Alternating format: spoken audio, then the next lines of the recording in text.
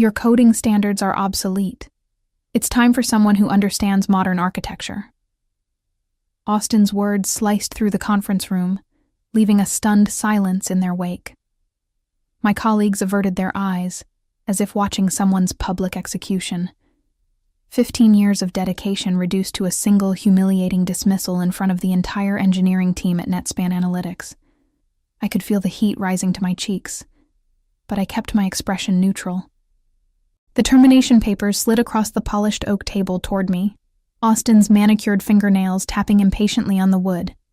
Instead of protesting, I simply nodded, collected the document, and rose from my seat. "Do you have anything to say for yourself, Geraldine?" Austin asked, his voice dripping with false concern for the benefit of our audience. "No, thank you for the opportunity," I replied, my voice steady despite the tremor in my hands. I gathered my belongings, turned on my heel, and walked out of the conference room with my head held high. My name is Geraldine Knox. I'm 53 years old, and until 20 minutes ago, I was the senior software architect at NetSpan Analytics in Columbus, Ohio. For 15 years, I've been the backbone of this operation, developing the custom database framework that powers everything from client data warehousing to analytics delivery for hundreds of enterprise clients. As I packed my belongings into a cardboard box, memories flooded back. Late nights debugging critical systems, weekend work sessions to meet impossible deadlines, and the countless innovations that had turned a struggling startup into a powerhouse in the SaaS industry. Each item I placed in the box represented years of dedication to a company I believed in. Douglas, one of the junior developers I'd mentored, lingered awkwardly by my desk. "This isn't right, Geraldine. They can't just—" "It's okay," I interrupted gently. "Things change. Companies evolve. But your database architecture is the backbone of everything we do here," he whispered, glancing over his shoulder to ensure Austin wasn't within earshot. I smiled, a genuine one this time. "Yes, it certainly is. What Austin Merrick didn't know, what he never bothered to research before his dramatic power play, was that I had developed NetSpan's proprietary database structure under a separate consulting agreement during the company's early years. Back then, they couldn't afford to hire me full-time, so we arranged a contract that explicitly stated I retained licensing rights to the architecture unless purchased outright, which never happened. As I walked toward the elevator, box in hand, I felt oddly calm. I had built NetSpan's foundation brick by brick, and now Austin was about to learn what happens when you kick away the cornerstone without checking if it's load-bearing first. I'd been with NetSpan Analytics since before it was even called NetSpan. Back in 2008, when James Holloway approached me with his vision for a revolutionary data analytics platform, the company consisted of 3 people working out of a renovated garage. James had the business concept, but needed someone who could build a database architecture capable of handling massive datasets while delivering lightning-fast analytics. "We can't afford to hire you full-time yet," James had admitted during our first meeting. "But I know your work from Trevanta Corp. You're exactly who we need." We drafted a consulting agreement that allowed me to develop the database architecture while maintaining my intellectual property rights. Paragraph 17, subsection C specified that I retained full licensing rights to the underlying framework unless NetSpan purchased those rights explicitly, a provision James agreed to without hesitation, promising to revisit once they secured their Series A funding. As NetSpan grew, that promise faded. Series A funding came and went, followed by Series B, then a successful IPO. James eventually moved on to become chairman of the board, leaving day-to-day operations to a succession of CEOs who knew nothing about my arrangement. The licensing agreement became buried in the company archives, forgotten by everyone, except me. I never pressed the issue because I loved my job. I expanded and refined the database architecture over the years, turning it into a seamless system that handled everything from data ingestion to visualization. My work became so integrated into NetSpan's operations that few people understood how deeply my code was embedded in every aspect of the company's offerings. Then, Austin Merrick arrived 6 months ago, bringing a wave of disruption with him. At 34, He was the youngest director of engineering in the company's history, recruited from a trendy Silicon Valley startup with promises of modernizing our legacy systems. In meetings, he spoke in a constant stream of buzzwords: microservices, blockchain integration, serverless architecture, while dismissing the robust systems that had served our clients reliably for years. "We need to pivot toward a more agile framework," became his mantra, though he never specified what that meant. I tried to work with him, explaining the elegant complexity of our database structure and how it could be evolved without the risks of a complete overhaul. But Austin saw my caution as resistance, my experience as obstinance. In his eyes, I represented the old guard, a barrier to his vision of transformation. "The tech industry waits for no one, Geraldine," he told me during our last one-on-one meeting, barely looking up from his phone. "Either adapt or get out of the way." I never imagined he'd make the choice for me, but perhaps it was inevitable from the moment he walked through Netspan's doors. The house felt unusually quiet when I arrived home that afternoon. I placed my box of belongings on the kitchen counter and poured myself a glass of wine, then settled into my favorite armchair to process what had just happened. 15 years of my professional life had ended in less than 15 minutes. My phone buzzed repeatedly, messages from concerned colleagues expressing their shock and support. I appreciated their sentiment but wasn't ready to respond. Instead, I opened my laptop and navigated to my personal cloud storage, where I kept copies of all my important documents. The consulting agreement from 2008 was right where I'd left it, alongside meticulous documentation of my intellectual property contributions over the years. I read through the contract again, confirming what I already knew. The licensing provisions were crystal clear, drafted by an attorney who specialized in technology intellectual property. According to Section 29, if my employment were terminated, the company would have 30 days to either purchase the full license or negotiate continued use of the architecture. Without either action, the system would automatically revert to evaluation mode, limiting functionality until licensing was resolved. I'd built this failsafe into the core framework, not as a trap, but as protection for a scenario I hoped would never materialize. The mechanism was documented in the technical specifications I'd submitted to Netspan years ago, though I doubted anyone in the current leadership had read them. My phone rang, displaying James Holloway's name. I hesitated before answering. "Geraldine, what the hell happened? I just heard from Patricia in Human Resources." James and I had drifted apart over the years as he focused on board-level responsibilities, but we still maintained a cordial relationship. "Austin decided my services were no longer required," I replied, keeping my voice neutral. "Said my coding standards were obsolete." James swore under his breath. "That's absolute nonsense. Did you remind him about the licensing agreement?" "No, I didn't. He made his decision quite publicly, in front of the entire team. It didn't seem like the appropriate time to bring up contract details." There was a long pause. "Geraldine, you realize what this means for the company?" "I do. Better than anyone." "What are you planning to do?" I took a sip of wine, considering my response. "Nothing, James. Absolutely nothing. The system will do exactly what it was programmed to do when the licensing verification runs on Saturday. I'm simply going to let events unfold naturally." "Austin has no idea, does he?"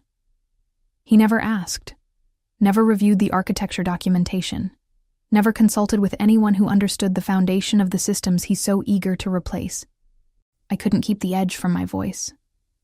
"His first big move is scheduled for Saturday morning, a system-wide update that he claims will revolutionize our processing capabilities. Perfect timing, wouldn't you say?" James sighed heavily. "This is going to be a disaster." "Yes," I agreed. "It certainly will be." After hanging up, I sat quietly, watching the sunset through my living room window. I felt no joy in what was about to happen, only a profound sense of disappointment that it had come to this. Saturday morning, I woke up early despite having nowhere to be. 15 years of 6 o'clock alarms had conditioned my body to rise with the sun, regardless of circumstances. I made coffee and brought my laptop to the kitchen table, not to check on NetSpan. I didn't need to, but to update my resume. At precisely 7 a.m., Austin's scheduled system update would begin. By 7:30 a.m., when the licensing verification routine ran its regular weekly check, NetSpan's entire platform would grind to a halt. No data queries, no client dashboards, no reports. Just a simple error message. License validation failed. I wondered how long it would take them to understand the problem. The error message was deliberately generic, designed to appear as a routine system check rather than a licensing enforcement mechanism. The technical logs would contain more specific information, but would anyone at NetSpan know where to look? At 7:45 a.m., my phone rang. The caller ID showed Douglas's number. "Geraldine, thank goodness you answered. We're in complete meltdown mode here. Nothing's working." His voice was strained, the background noise suggesting chaos. "What happened?" I asked, feigning ignorance. "Austin pushed his big update this morning, and now the entire system is down. Every client is getting error messages. The support lines are jammed. Austin's blaming the database architecture, saying your code must have failed." "Of course he was." "I see. He's got everyone searching through your documentation, but nobody understands it like you do. Is there any chance—" "I'm sorry, Douglas. I'm no longer employed by NetSpan. I can't help." My tone was gentle but firm. "But you built this system. You're the only one who—" "Douglas," I interrupted, "this isn't your problem to solve. Trust me on that." After hanging up, I took a deep breath. Part of me felt guilty about the junior developers like Douglas caught in the crossfire, but they would weather this storm. It wasn't about them. By 9 a.m., the calls were increasing in frequency and desperation. I let most go to voicemail, but answered when I saw James's number. "The board is convening an emergency meeting," he said without preamble. "Austin is trying to paint this as a catastrophic failure of your database architecture rather than a licensing issue." "Does he even understand it's a licensing issue?" I asked. "No. Nobody's figured that out yet. They're still treating it as a technical failure." I nodded to myself. They will eventually. The error is logged clearly for anyone who knows where to look. "Geraldine, what do you want out of this? What's your end game here?" I considered his question carefully. "Recognition, respect, compensation for years of undervalued work, and yes, a formal apology for how I was dismissed. Put together your terms. I'll make sure they're presented to the board." By noon, my email inbox contained frantic messages from nearly every executive at NetSpan, including Austin himself. His message was particularly telling. "Whatever you did to sabotage our systems, we will hold you legally responsible." This kind of vindictive action is exactly why we needed to move beyond your outdated approaches. I didn't bother responding. Instead, I contacted Patricia Winters, a technology attorney I'd consulted years ago when drafting the original agreement. Within an hour, she had reviewed the contract and confirmed what I already knew. I was on solid legal ground. "They don't have a leg to stand on," Patricia assured me. "Your licensing rights are explicitly protected, and the termination clause is crystal clear. If anything, they're the ones in potential legal jeopardy for using your intellectual property without proper licensing after your termination." By 2 p.m., the CTO finally called, his voice a mixture of realization and resignation. "It's a licensing issue, isn't it?" "Yes, Thomas. It always was." The emergency board meeting lasted until well after midnight. I knew this because James texted me updates throughout the evening, his messages growing increasingly terse as the hours wore on. Austin still denying responsibility. Legal counsel confirming validity of your contract. CFO calculating potential losses, 7 figures per day. Austin suggesting legal action against you. Legal shot that down immediately. The final text came at 12:43 a.m. Board wants your terms tomorrow. Prepare accordingly. I spent Sunday morning with Patricia, drafting a comprehensive proposal. We were careful not to appear vindictive or opportunistic. This wasn't about extortion, but fair compensation for my intellectual property and professional dignity. The terms were straightforward. 1.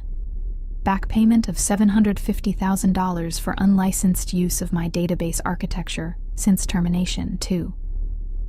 A 2-year consulting retainer at $200,000 annually to ensure smooth transition and knowledge transfer.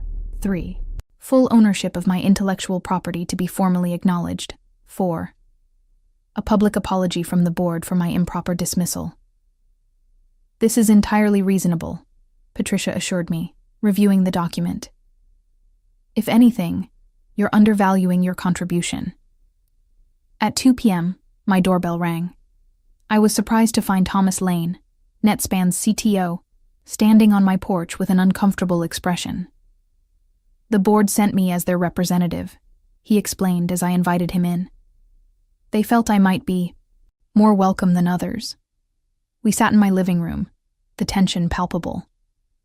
Thomas had been with NetSpan almost as long as I had, though we'd never been particularly close. He had always been more focused on hardware infrastructure, while I handled the database architecture. I want to apologize personally, he began, his discomfort evident. I should have stepped in when Austin started pushing for your termination. I knew the value of your work, but I didn't fight hard enough to protect it, or you. I appreciated his candor, but remained guarded. Thank you for that, Thomas. But I assume you're here for more than just an apology. He nodded, reaching into his briefcase to retrieve a folder. The board has reviewed your terms, and they're prepared to accept them, with one modification.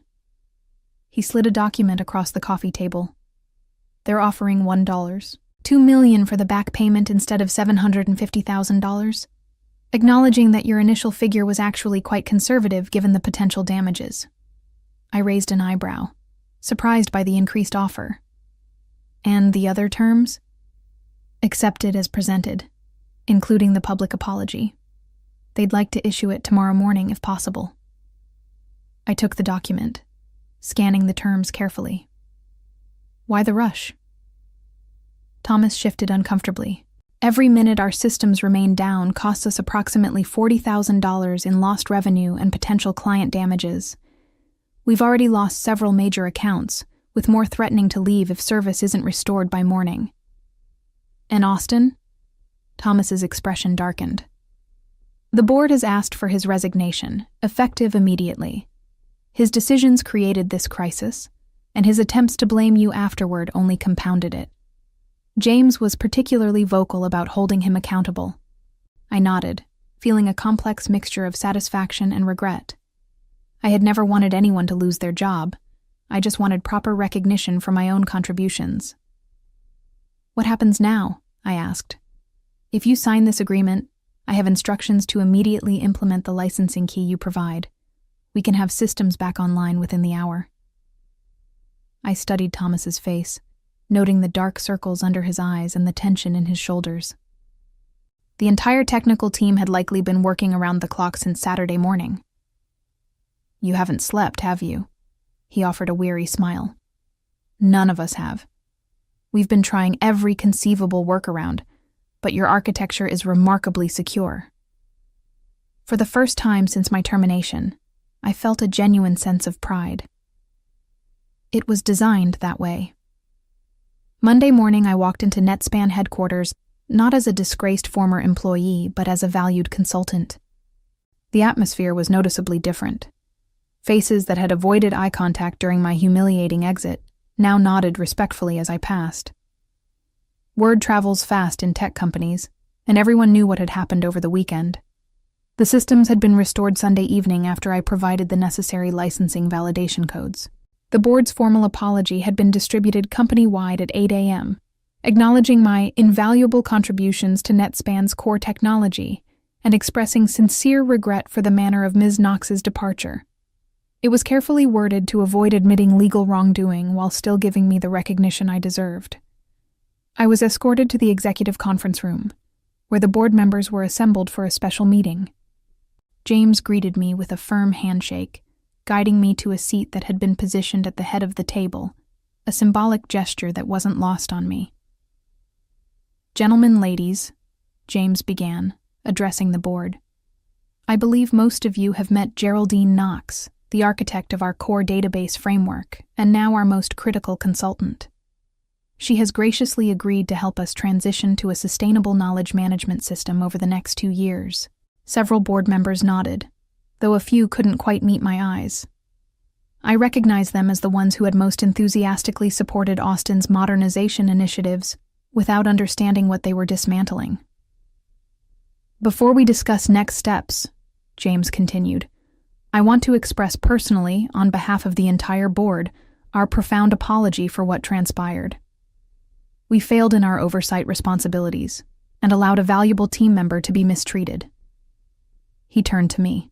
"Geraldine, the floor is yours." I hadn't prepared a speech, but the words came easily. I dedicated 15 years to building a system that would grow with NetSpan, one that could adapt to changing needs while maintaining rock-solid reliability. I never opposed innovation or modernization. I opposed reckless changes that risk the stability our clients depend on. The board members listened attentively as I continued. "My goal today isn't to dwell on past mistakes, but to establish a path forward. The database architecture needs documentation that others can understand. It needs a succession plan. And yes, it needs updating, but through careful evolution, not revolution." For the next hour, I outlined my vision for NetSpan's technical future. I explained how the existing architecture could be enhanced without being replaced, how younger developers could be trained to maintain and extend it, and how we could incorporate new technologies without abandoning what worked. As the meeting concluded, the CEO, who had wisely remained silent during Austin's campaign against me, approached with a somewhat chastened expression. "We've learned a painful lesson about valuing institutional knowledge," he admitted. "Sometimes the person who's been here the longest isn't an obstacle to progress. They're essential to it." I nodded, appreciating his candor. Experience and innovation aren't mutually exclusive. The best systems combine both. Later that afternoon, I ran into Douglas in the break room. His face lit up when he saw me. "You're back. I mean, I heard you were consulting, but—" "I'm back in a manner of speaking," I confirmed with a smile. "I'll be around to help with the transition." He lowered his voice. "Everyone's talking about what happened. Austin really had no idea about the licensing agreement?" He never bothered to ask. Never took the time to understand the foundation before trying to replace it. Douglas shook his head in disbelief. Wow. I can't imagine being that arrogant." "It happens more often than you'd think," I replied. "The tech industry sometimes values novelty over substance. New isn't always better. Sometimes it's just new." As I walked back toward my temporary office, I reflected on the events that had brought me here. I hadn't sought revenge so much as recognition. Sometimes the quietest coding contains the most powerful safeguards. 6 months into my consulting agreement, NetSpan was thriving again. Client confidence had been restored, and the technical team was stronger than ever, with a renewed appreciation for documentation and knowledge sharing. Austin's replacement, Vanessa Wright, was a pragmatic leader who valued both innovation and stability, a refreshing change from her predecessor's reckless approach. I had established a comprehensive training program for the younger developers, ensuring that my knowledge wouldn't remain siloed. Douglas had shown particular aptitude for understanding the database architecture, and was emerging as a natural successor to maintain it after my consulting period ended. The board had maintained a respectful distance, allowing me to work without interference while making it clear that my expertise was valued. James occasionally checked in, our old friendship gradually rekindling as we collaborated on long-term strategic planning. On a Wednesday afternoon, I received an unexpected visitor to my office, Patricia from Human Resources, the same woman who had processed my termination papers 6 months earlier. "I brought you something," she said, placing a manila envelope on my desk. It just came through from legal. Inside was a formal document acknowledging my intellectual property rights to the database architecture, now officially licensed to NetSpan under the terms we had negotiated. It was signed by every board member and included a personal note from the CEO. With our deepest appreciation for your contributions and our sincere apologies for failing to recognize them sooner. It was more than just a legal document. It was validation of 15 years of work, of countless late nights and weekends sacrificed to build something lasting. I ran my fingers over the embossed company seal, remembering the days when NetSpan was just 3 people in a garage with an ambitious dream. Thank you, Patricia. She nodded, understanding the weight of the moment. You know, after everything that happened, a lot of people expected you to be different. Vengeful, maybe. I smiled. I never wanted revenge. I just wanted respect. As Patricia left, I carefully placed the document in my portfolio. The victory wasn't in bringing NetSpan to its knees. It was in helping it stand stronger afterward. 1 year after my public dismissal, I found myself standing at a podium at the Ohio Technology Leadership Summit, delivering a keynote address titled Building Sustainable Systems, the Human Element in Software Architecture. The irony wasn't lost on me. I had been invited specifically because of how the NetSpan situation had resolved. My case had become something of a cautionary tale in tech management circles, a perfect example of why companies should value their experienced engineers rather than rushing to replace them with younger, supposedly more innovative talent. Several industry publications had covered the story, though NetSpan had wisely refused to comment beyond their public apology. As I concluded my speech, the audience of technology professionals and executives gave an enthusiastic round of applause. During the Q&A session, a young woman raised her hand. Your database architecture saved NetSpan from collapse, but now you're actively teaching others how to maintain and eventually replace it. Aren't you undermining your own power by sharing your knowledge so freely? It was an insightful question, one that struck at the heart of what many people misunderstood about my actions. Knowledge isn't power when it's hoarded, I replied. It's power when it's properly valued. I never wanted to be irreplaceable. I wanted the systems I built to be understood and appreciated. The true failure at NetSpan wasn't just one director's arrogance. It was a culture that allowed critical knowledge to become mysterious, rather than documented and shared. After the summit, several companies approached me with consulting offers, including 2 of NetSpan's largest competitors. I declined politely, explaining that I was committed to completing my current engagement. The truth was more nuanced. I had no desire to leverage NetSpan's crisis for personal gain. My goal had never been to maximize profit, but to restore professional dignity. That evening, I received an email from Vanessa Wright with a simple subject line: "Thank you for rebuilding bridges instead of burning them." As I reflected on my journey from humiliation to vindication, I realized that the most satisfying revenge wasn't destruction, but creation, building a legacy that would outlast both crisis and triumph.